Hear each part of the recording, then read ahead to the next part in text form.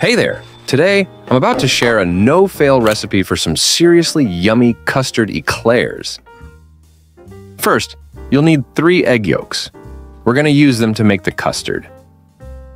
Overall, this recipe uses basic ingredients you probably have on hand. Alright, mix the yolks together nicely and let them hang out until it's their turn. Now mix up all the dry ingredients. In a different bowl, toss in 3 spoons of sugar. Add 2 spoons of flour. All-purpose works fine.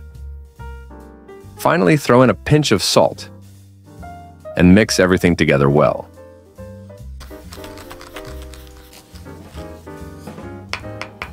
Next up, you'll need to heat the milk properly.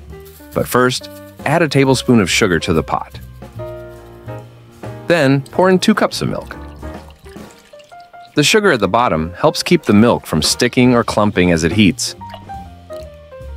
After that, turn the stove to medium heat and warm the milk until you see foam forming around the edges of the pot. No need to let it boil. Grab that sugar-flour combo and slowly dump it into the milk. But no time to chill. Start stirring unless you want a lumpy mess. Keep stirring until the whole thing thickens up a bit. You'll know you're winning the game after about 3 to 5 minutes. Gradually sneak in about 1/2 cup of that hot milk magic into the egg yolks, but keep stirring. This is called tempering, fancy word for let's warm these yolks up without turning them into scrambled eggs.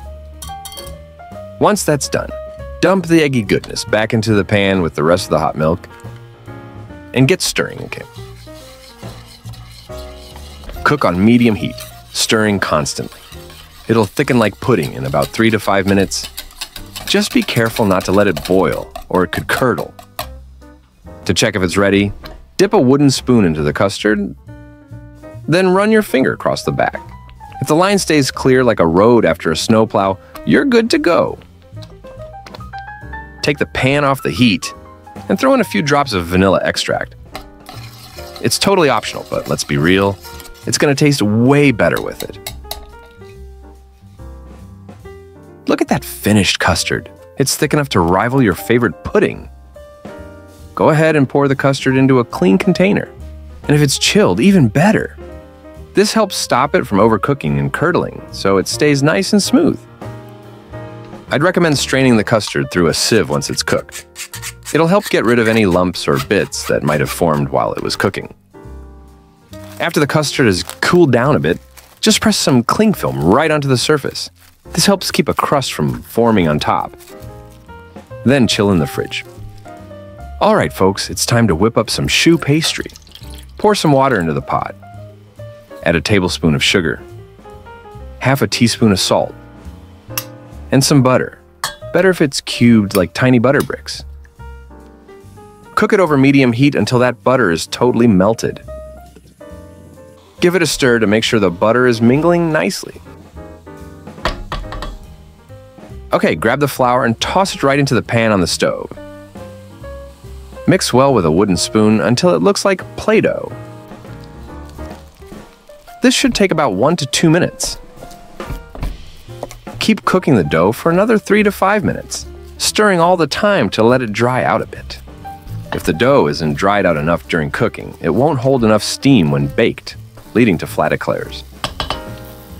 Now move the dough to a clean bowl and let it cool for a bit. Time to add the eggs.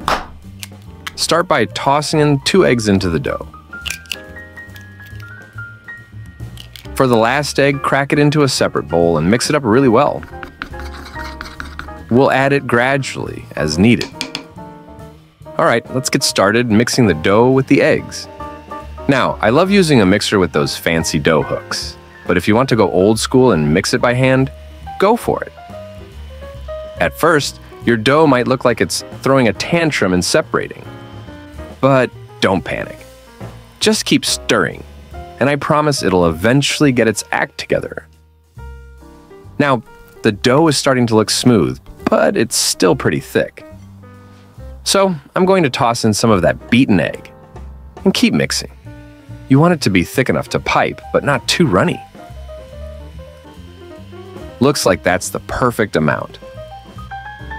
The dough is nice and smooth, with a shiny finish. You'll know it's ready when it holds its shape, but can still drip off the spatula very slowly. Now carefully transfer the dough into a pastry bag, making sure to fill it evenly. This will help you pipe the dough with precision and ensure smooth, consistent results when you're ready to shape it. Squeeze the dough from your pastry bag onto the baking tray with a French star tip. Those little teeth make nice ridges on the choux pastry, helping it bake evenly and preventing any cracks. Hold the pastry bag at a 45-degree angle, just above the tray. Release pressure at the end of each eclair for a clean finish. Pop those eclairs into the preheated oven and let the magic happen. The temp and time are all in the video description. Meanwhile, let's wrap up the custard. Pour a cup of heavy cream into a fresh bowl, chilled if you're feeling fancy. Start whipping it on the lowest speed, nice and easy. No need to rush. As it thickens up, toss in a tablespoon of sugar and slowly ramp up the speed until you're at full power. The goal is to get it thick and creamy, but don't overdo it, unless you're aiming for grainy butter, which I'm guessing you're not. Alright, go ahead and grab that chilled custard from the fridge. Yep, it's no longer a liquid. Now you've got yourself a nice solid block of deliciousness. Now grab that custard block and gently toss it into your whipped cream. Don't worry if it feels a little firm. That's exactly what you want. Once it's in there, it's time to blend these two beauties together. You can use a mixer or keep it classic by doing it by hand. It's up to you. Just make sure it's all smooth and well blended in the end. Sure, you could skip the cream and just use the custard, but mixing them is a total game changer. Now just transfer the custard into a pastry bag. If you don't have one, you can totally use a regular bag and just cut the corner off. Finally, it's the fun part. Time to take the eclairs out of the oven. Oh, look at this deliciousness. Grab an eclair and let's fill it with cream. I usually poke a small hole at the bottom and stick the tip of the pastry bag in to fill it up.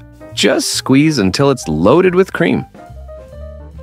These eclairs turned out not only beautiful and crispy, but absolutely delicious. The light, creamy filling pairs perfectly with the slightly salty pastry. I definitely recommend enjoying them right after filling. But hey, don't be too greedy. Save some for the kids.